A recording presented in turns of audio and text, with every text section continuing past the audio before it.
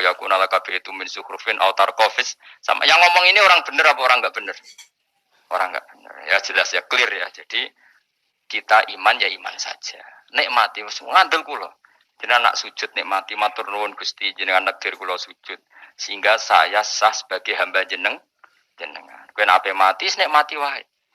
Gusti kula wangsul teng jenengan zaman teng donya ya sing ngurusi jenengan mengke setelah mati ya sing ngurusi jenengan. Zaman saya hidup ya enggak tahu cara ngurusi diri saya sendiri. Ketika saya hidup juga kita tidak pernah tahu bagaimana jantung bekerja, paru-paru bekerja. Yang ngelola roh ya enggak tahu. Zaman kita hidup yang jenengan kelola, setelah mati yang jenengan kelola. Sama saja Gusti, jenenge inna sholati wa nusuki wa mahyaya wa mamati lillahi rabbil alamin. Itu bagus. Terus mati anak-anak eling ya nangis, ya bojomu ya simpe nangis sak kadare ya sudah selesai. Nah kowe tangisan Cina nak disiksa mungkar nakir, tapi nak kowe wong soleh tenan wali kan ketemu mungkar nakir damai, pengalaman baru. Terus dites mungkar nakir lulus kumplot. Wah kan keren loh. Bu swarga diame, napa? Lah sing jenis iki mbok tahlili ya kena, ora ya kena aman. Paham ya? Ojo malah debat tahlil hukume piye. Ya tahlil kalimat thayyibah hukume ya apik. Anak pitung dina tradisi Buddha ya pitung dinane tradisi Buddha kalimat tetep kalimat thayyibah. Tapi misalnya ana sing ra gelem tahlil ya ora apa-apa, sing penting tetep nglafatno kalimat cuma ra seneng dinane 7. Ya gawe 8. Misalnya gedeng 7 ya gawe 8 kan gampang. Nah gedeng 7, gedeng 8 ya gawe 1, sementing ora anti kalimah thayyibah, mau anti modele.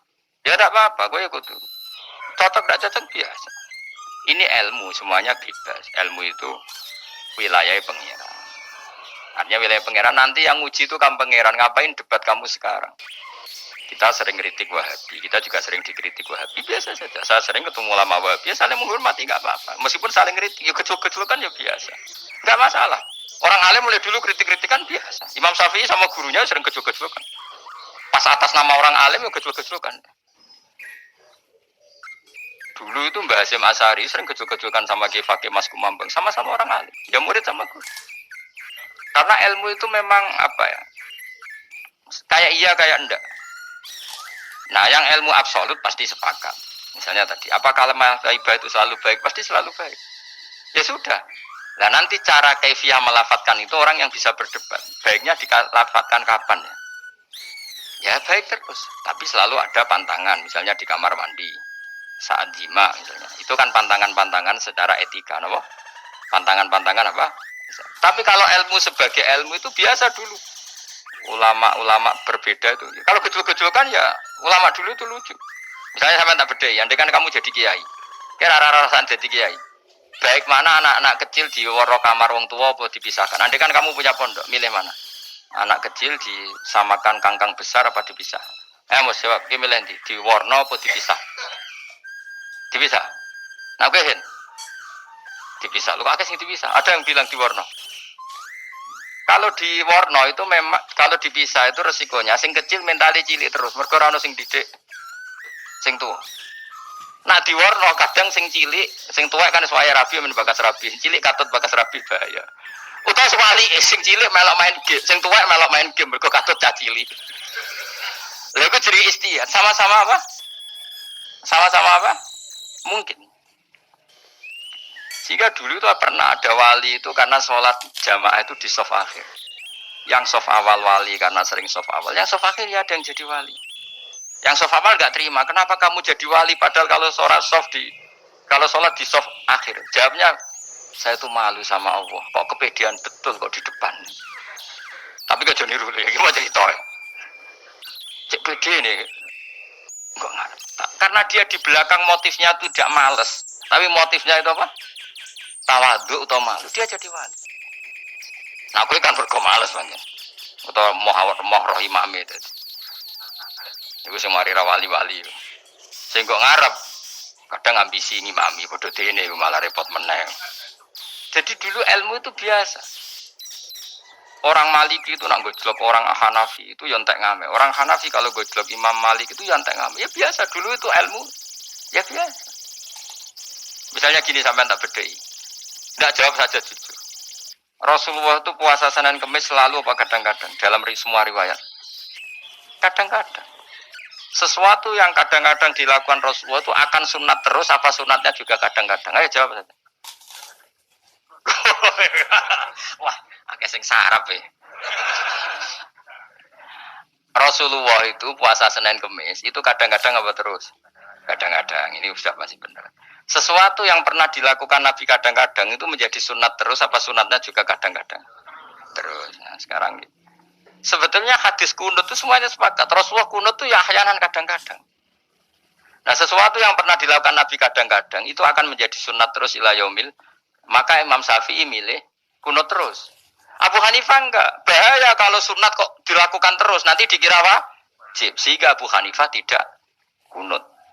Dan itu ya biasa ketemu Imam Syafi'i kalau sholat di masjid Abu Hanifah itu tidak kunut. Ketika ditanya ikroman di hadal madhab, saya menghormati madhab. Orang Hanafi kalau main ke rumahnya Imam Syafi'i ya kunut ya biasa. Sekarang kunut dan kunut jadi politik identitas. Ini kunut sebelah ini mesti enggak kunut sebelah yang dulu itu enggak. Saya sampai sekarang nggak pernah tahu kunut itu tradisi ormas mana, sampai sekarang nggak ada tahu. Karena saya orang alim, taunya kunut mazhab Syafi'i, nggak kunut mazhab Hanafi.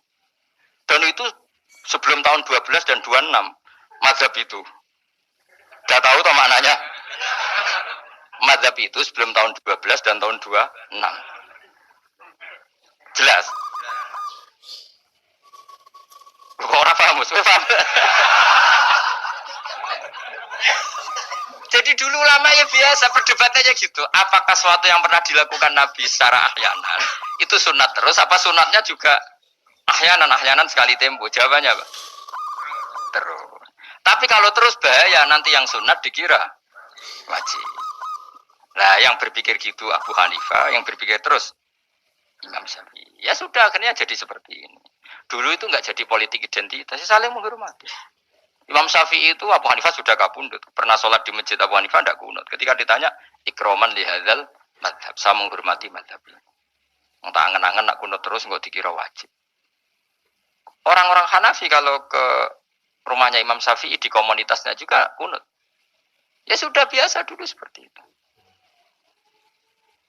Makanya kita ini harus ngaji. Dulu itu biasa ulama gejol-gejolkan perkara madhab kayak yang saya contohkan tadi. Orang yang membatalkan puasa lewat jima itu kan sanksinya berat. Sanksi ini karena jima, apa karena hadku hormati Ramadan biuri usrin syar'iyin, merusak kehormatan Ramadan tanpa uzur syara. Cara Imam Malik karena merusak Ramadan tanpa uzur syara sehingga gak jima pun hukumnya sama.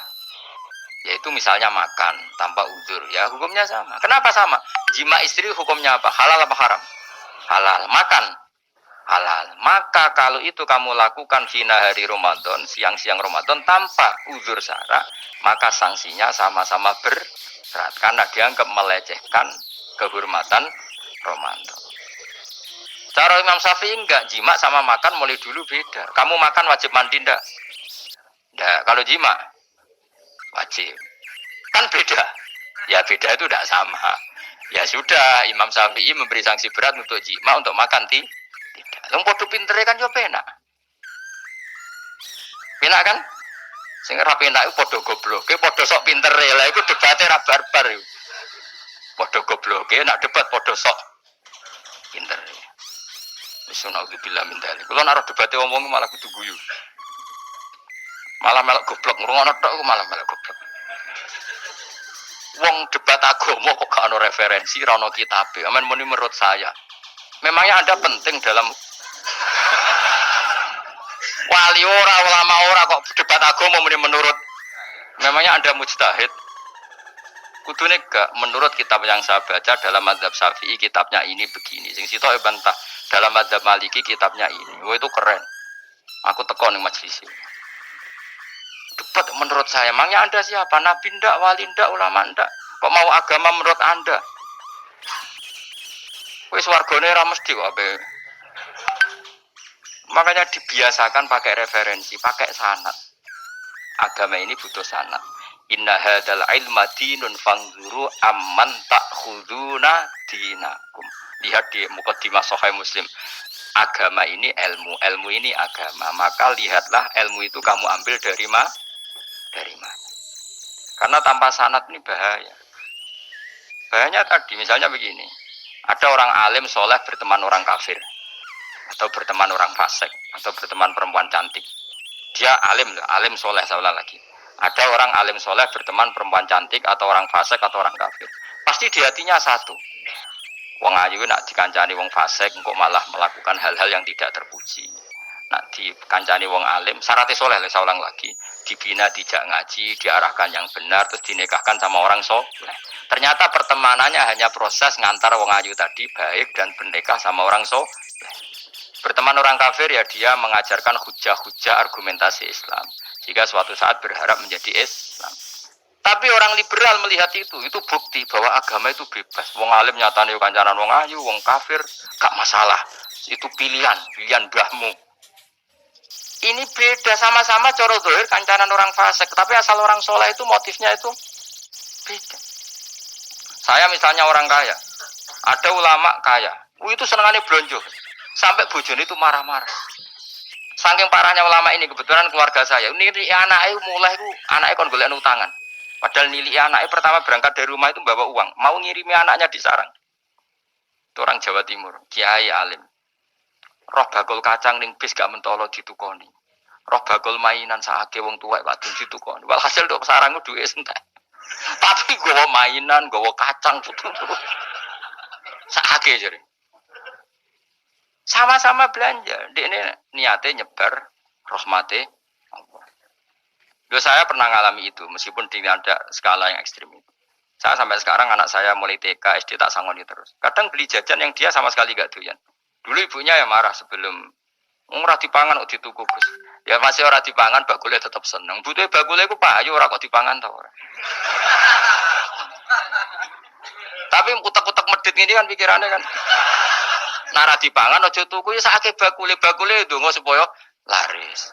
Lah duit 5.000 bagi kita kan ndak penting wis bentek. Ben manfaati bakul-bakul. Karena orang kadang dikasih itu malu loh karena ndak diharga diri. Tapi kalau lewat jual beli kan seneng. Ya banyak ulama yang gitu, boros tapi niatnya menyebar roh. Asal orang soleh itu baik-baik saja. Orang soleh melete, wah duitku akeh, tenang wae. Cara dohir melete, ternyata ngenakno sing dikai ben ora perasaan. Nah misalnya wong soleh terus sopan, duitku pas-pasan tak pangan sesuk wae ra ono, sing dikai yo sungkan le dul. Maka wong soleh kudu melete ben sing dikai ora sungkan. Bareng kayak duit wong 100.000. Lah iya lanjuran duit akeh, ora iso tak hitung ning omah. Ijek karungan. Lah kok karungan piye? Duit 1.000 kerja kok karung gak sak. Butuh wae ngenakno sing digawe apa? Ngenakno sing digawe. Asal wong soleh, dekne ngomong gitu itu niatnya juga soleh. Tapi nak wong ra soleh pancen mlete tenan. Bolak-balik wong ra soleh iku masalah. Makanya kancani wong soleh. Wong soleh itu orang yang luar biasa. Kanjeng Nabi ku nak dahar sering ning jowo. Ya biasa. Ketok wong akeh. Karena Nabi gak ada kepentingan beliau jadi Nabi setelah Nabi Isa alaihi salam yang saking sakralnya, saking priainya malah kebablasan dianggap sebagai anak Tuhan. Maka Nabi ngetokno kemanusiaan. Bahkan kalau dahar itu sering di luar. Gue ngetokno nak Nabi itu dah harus sebagai umumnya kayak apa orang soleh. Lho kula nate berusaha khusyuk iku meneng. Malah ngipi kuwi elek. Mergo aku ora meneng wae wibawa, nak meneng malah buyute wibawa. Akhire wong rawani takok agama. Nak ana ora takok agama terus takok wong liya, takok rugen malah ra karu-karuan. Tapi baru kayak aku sering guyon gejlokan orang berani tanya.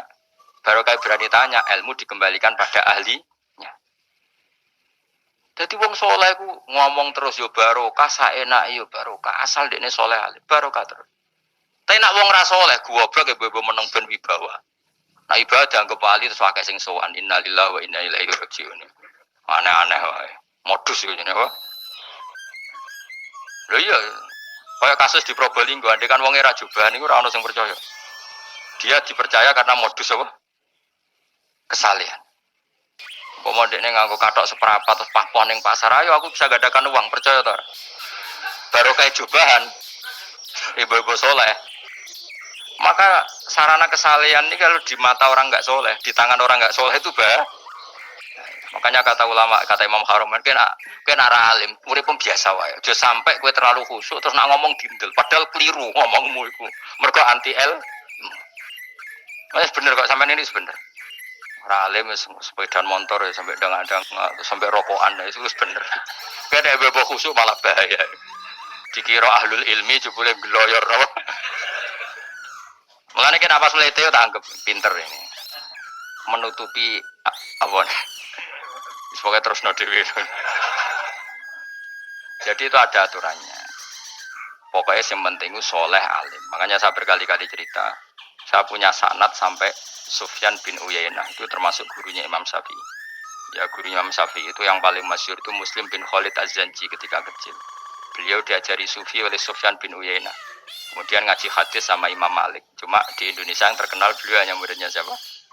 Imam Malik. Sebenarnya dia ngaji lama itu malah sama Sufyan bin Uyainah. Sufyan bin Uyainah ini yang punya riwayat bahwa Nabi Isa dan Nabi Yahya pernah bertemu. Ketika bertemu di satu kampung, sing Nabi Isa tanya, "Aina sirarun nas?" Lalu rumahnya orang-orang fasik di mana? Sing Nabi Yahya selalu tanya, "Aina khiyarun nas?" Lalu rumahnya orang-orang baik di mana? Ini sama-sama Nabi dan sama-sama muda. Kita tahu Nabi Isa juga wa atainaul hukma napa? Sobia. Nabi Yahya Yahya khudil kitab bi quwwah wa atainaul hukma sobia. Nabi Yahya juga mulai cilik alim, Nabi Isa juga mulai cilik alim, bayu kalimun nasa fil mahdi. Wakala. Ini sama-sama orang alim mulai kecil, hanya dua itu, Yahya dan siapa? Isa. Itu sezaman. Saya ulang lagi, sezaman. Sama-sama anaknya orang keren, Yahya bin Zakaria, anaknya Nabi. Isa bin Maryam adalah wali besar. Nasabnya. Akhirnya Nabi Isa yang mulai tanya, "Lima tas'al aina khiyarun nas?" Kenapa kamu tanya rumahnya orang-orang baik di mana? Kata Nabi Yahya, kumpul orang soleh itu enak, nyaman. Ya kan nyaman kan kumpul orang soleh, tidak ada narkoba, tidak ada kegaduhan, tidak ada berisik. Terus gantian Nabi Yahya tanya, "Lima tas'al aina sirarunas?" Lalu kenapa Anda tanya di mana rumahnya orang-orang buruk? Terus kata Nabi Isa, "Anan Nabi, saya ini Nabi, biman zilati tobib, ibarat dokter udawil marto, maka saya mengobati yang sakit." Kalau Anda seorang dokter, nyari sampling penyakit, nyari di endemik daerah penyakit apa daerah sehat? Penyakit. Ya tapi kalau kamu takut ketularan, nyari daerah sehat apa daerah berpenyakit? Itu sama-sama madhab dalam ilmu. Dulu itu ya biasa, perbedaan seperti itu biasa saja. Karena semuanya karena ilmu. Sekarang enggak, kubu sebelah yang ngotot, kubu sebelah ya dalile pokoknya. Mana ada ilmu dalile pokoknya? Pokoknya kunut itu gini, kalau tidak kunut gini. Memangnya Imam Syafi'i lahir tahun berapa? Kunut tidak kunut itu ada sebelum tahun 12 dan tahun 26. Gue eleng-eleng. Nah di vulgar roh dari vulgar. Nah iku apa bangetan. Maka orang-orang alim tahunya ya kunut dadak kunut itu al-khilaf baina madzhab Syafi'i wa madzhab Abi Hanifah. Sekarang tahu-tahu di zaman akhir jadi politik kayak misalnya begini. Tak contohkan lagi perdebatan. Pakai peci putih. Gus Naji itu putranya Mbah Mun meyakini pakai peci putih itu sunat sehingga santrinya pakai peci putih. Mbah saya Kiai Hamid Pasuruan juga pakai peci putih. Santri sebelah kiri semuanya pakai peci putih karena putih itu sunat ya sudah pakai peci putih. Tapi kalau Mbah Mun itu santrinya nggak boleh pakai peci putih, haram kata beliau. Kata beliau, "Jong kaji nih wong desa-desa nganti adol Tegal, adol sawah. Mbok saingi ketu 5.000." Kata beliau. Nglarakno atine wong dosa apa haram? Dosa, Mbah. Lah yo iku dosa, mulane haram. Sehingga takanya akan santri sarang semua. Enggak ada santrinya Mbah Mun pakai peci putih, kecuali yang sudah kaji. Karena pikiran beliau itu menyakiti orang katanya. Karena sekaji ini adol Tegal disaingi 5.000. Tapi Mbah Mun sebagai orang alim yang membiarkan pondoknya Gus Naji pakai peci putih. Mbah Naji juga membiarkan ketika pondoknya Mbah Mun pakai hitam. Makanya saya keterusan peci, saya itu sudah kaji, tapi karena saya mulai dulu gak pernah pakai peci putih terus keterusan sampai sekarang. Tapi suatu saat aku juga ngaku kan, entah kapan suatu saat. Jadi aku soal Nabi ya keturunan iri, keterusan diharamno terus kebablasan ini. Itu logika istihad. Sama misalnya khasnya ulama itu pakai jubah, pakai apa? Ya sudah itu khasnya ulama. Terus kayak misalnya neng parkiran macak ngono. Alasannya anu tuh ulama. Kira-kira menyinggung orang apa ndak kira-kira? Kowe kelakuanem cek ra karuan jubah sunah rasul terus kene parang tritis delok wong macem-macem jubah. Kacau gak? Elek-eleki nasab apa enggak? Boy orang itu mikir, jadi karena ada selalu masalah ijtihadiyah. Abdullah bin Mas'ud dulu itu kalau sholat itu nggak pernah pakai baju resmi, seringnya pakai sarung tok, kadang nggak pakai baju. Ketika ditanya, kamu ashabu Rasulillah, kenapa sholat dengan cara seperti itu? Terus beliau ngendikan, wong ben roh nak standar minimal sholat seperti ini. Kalau saya sholat selalu pakai pakaian sempurna, nanti dikira itu aturan fardu dan umat menjadi berat. Sampai seperti itu ulama menjaga konstitusi. Bahwa yang penting dalam sholat adalah satrul aurah. Zaman itu sudah sahabat dan tabiin, karena Nabi sudah wafat, itu sudah pakai pakaian lengkap. Tapi Abdul Rahman tiap sholat di masjid, dia menunjukkan pakaian paling tidak lengkap. Jadi pernah beliau sholat itu hanya pakai sarung, terus diikatkan di lehernya. Ketika ditanya, dulu kita dengan Nabi pernah sholat seperti ini. Akhirnya ulama menjadi tahu nak ngono sholat paling pokok itu nutupi mabena surah war rukbah. Andai kan tidak ada cerita Abdul bin Mas'ud mungkin dikira sholat syarat sahnya ya seperti itu. Maksudnya pakai jubah terus, pakai pakaian begitu terus. Barokahnya Abdul bin Mas'ud orang tahu standar minimal. Jadi kalau ulama itu motifnya seperti itu. Rasulullah kira-kira senang qiyamul lail apa enggak? Senang. Tapi beliau qiyamul lail di masjid hari keempat, hari kelima sudah ada keluar ke masjid. Karena Nabi kalau selalu melakukan nanti dikira dikira. Tapi kalau enggak melakukan nanti orang enggak qiyamul, maka Nabi pernah melakukan ya pernah tidak. Ya sudah itu konstitusi dalam tradisi ulama. Jelas ya. Saya sholat di pondok saya sendiri sering jadi makmum. Karena semua kiai sudah jadi imam, nanti dikira syarat sahnya imam itu kiai. Repot, makanya saya tunjukkan kiai juga boleh jadi makmum. Andai kan semua kiai jadi makmum, saya nanti jadi imam. Ya semua ulama mulai dulu tradisinya gitu, karena yang dikatakan fardu kifayah itu kalau sudah ada yang melakukan, yang lain tidak bisa. Biar sekarang enggak do geruduk kabeh. Makanya terus kacau. Coba sekarang misalnya gini. Andai kan semua orang melakukan kebenaran kesunatan, yaitu misalnya semuanya ambisi itikaf di masjid.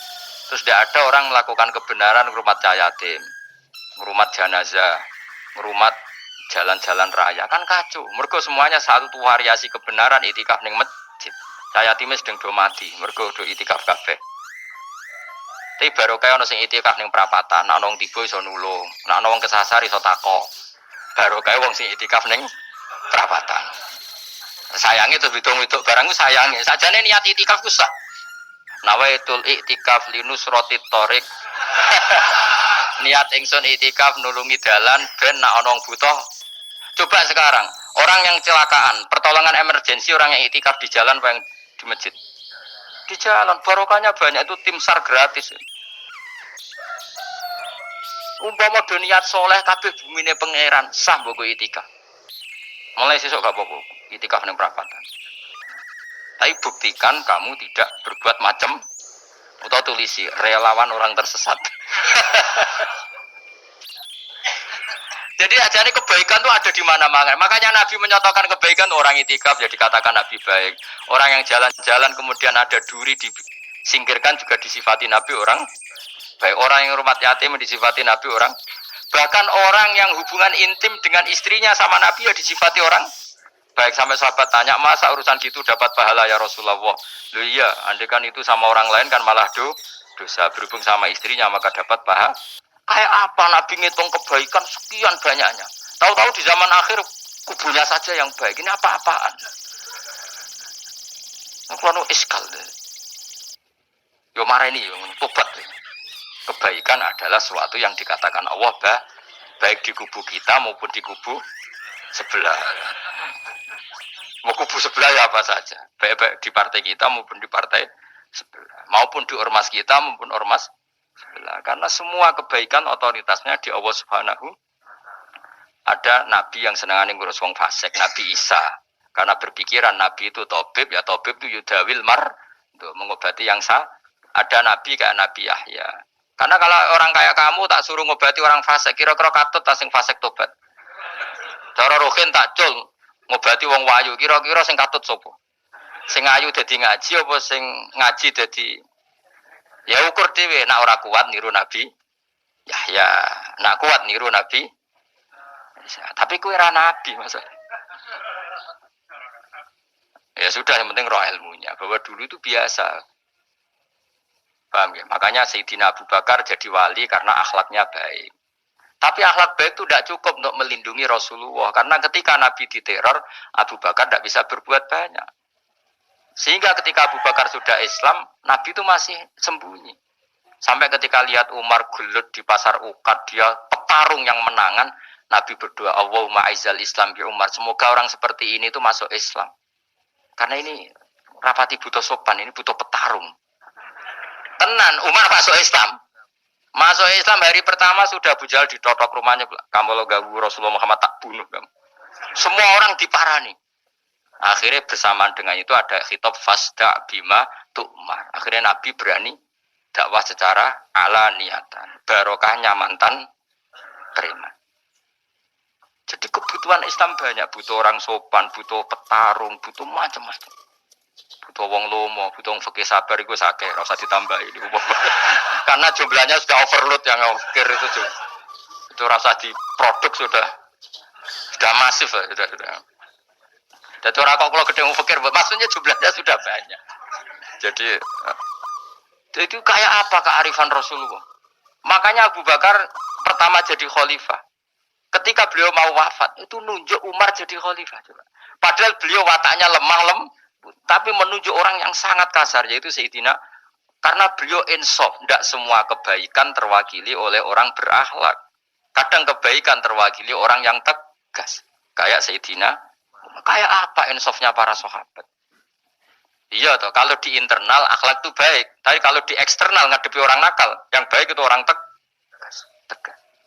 Coba misalnya ada preman di perapatan, mau ganggu kiai, gue di santri sopan mau dilo, pusing kan?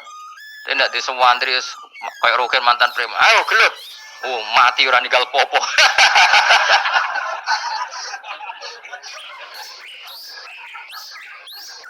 Itu kan keren, loh. Keren. Makanya Abu Bakar ketika, lu ya, sampean tahu kan hadisnya Umar. Setiap ada orang munafik macam-macam pamitnya sama Nabi, da'ani adrib pun izini Nabi tak biya coy. Ya setiap kali kegiatannya gitu terus. Tapi dulu orang itu insaf. Abu Bakar insaf, kelebihannya Umar di situ. Umar insaf, kelebihannya Abu Bakar di. Maka ketika kandidat khalifah, Umar mengangkat Abu Bakar jadi khalifah dan disetujui semua sahabat. Ketika Abu Bakar mau wafat menunjuk Umar dan disetujui semua sahabat. Orang kok Abu Bakar pepe wong halus, golek sing sejenis aku ndak. Karena dulu semua orang itu pakai insaf, pakai kesadaran sing super tinggi, tidak nuruti nafsu. Terus saya andekan ada orang alim sekelas saya kok mau ganti tafsir Jalalain, ganti Gus Fikih yang mendesak fikih. Terus dia alim enggak masalah.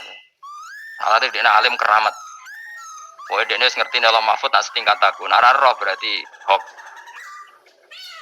Karena dulu itu begitu, lama dulu itu seperti itu. Biasa. Sekarang tuh enggak. Orang itu kalau enggak kelompoknya kamu mesti salah. Abu Bakar itu Raqiqul Qalbi, Raqiqul Hawashi, Riqatul Qalbi.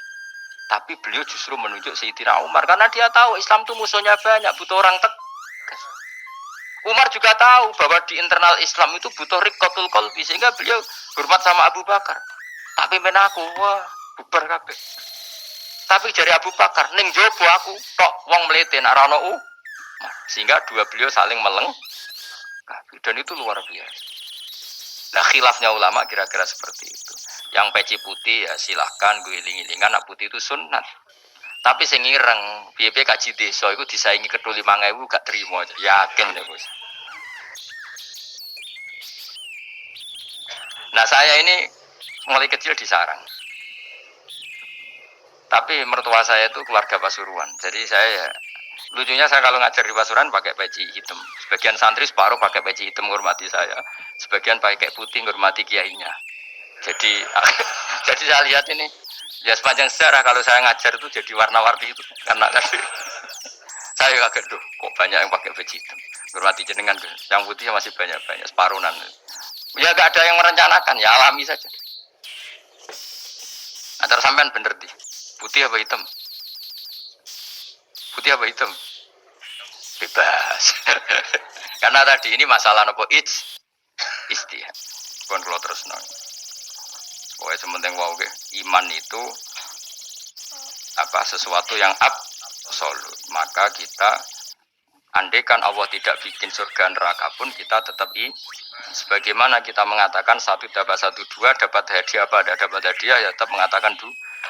Satu tambah satu pasti dua. Subhanallah wa sudidat khalaqa kang gawe sapa lati ala azwaja ing pira-pira pasangan ali asnafa tegese pira-pira pasangan kullah sakabehane asnaf. Tak Allah gawe mimma sing perkara tumbi tukang nukulno. Nukulno apa bahasa Indonesia? Menumbuhkan apa al-ardu bumi minal hububi sanging pira-pira bebijian wa ghairi halan yana hubub. Wa min anfusihim lan Allah gawe jenis jejodohan iku sangka awak dhewe ne wong akeh. Jadi Allah bikin sesuatu itu berjodoh-jodoh, berpasang-pasangan. Termasuk manusia juga berpasang-pasangan. Minat zukuri sing pira-pira lanang walinasilan pira-pira wedok, wa mimalan sing perkara la ya'lamun kang ora ngerti sapa wong akeh. Maksudnya zaman belum ditemukan listrik misalnya atau belum ditemukan apa saja yang zaman itu enggak ada. Allah ngendikane gini, Maha suci zat yang bikin tetumbuhan, bikin hewan semuanya berpasang-pasangan, termasuk manusia juga berpasang-pasangan. Dan Allah juga bikin berpasang-pasangan dari sesuatu yang sekarang belum dikenal di era itu. Jadinya wa mimma layak lamun. Ya era itu misalnya nggak ada listrik, tapi setelah ada listrik ya sama, ada plus ada minus. Jadi sama tetap polanya asal selain Allah itu pasti berpasang. Meskipun sesuatu itu sekarang belum dikenal. Kayak zaman dulu kan belum ada listrik, tapi setelah ditemukan listrik juga ada plus ada minus. Itu jenis wa mimma layak lamun dan dari sesuatu yang kamu tidak tahu. Minal makhlukati sing propro makhluk al-ajibati kang gawono al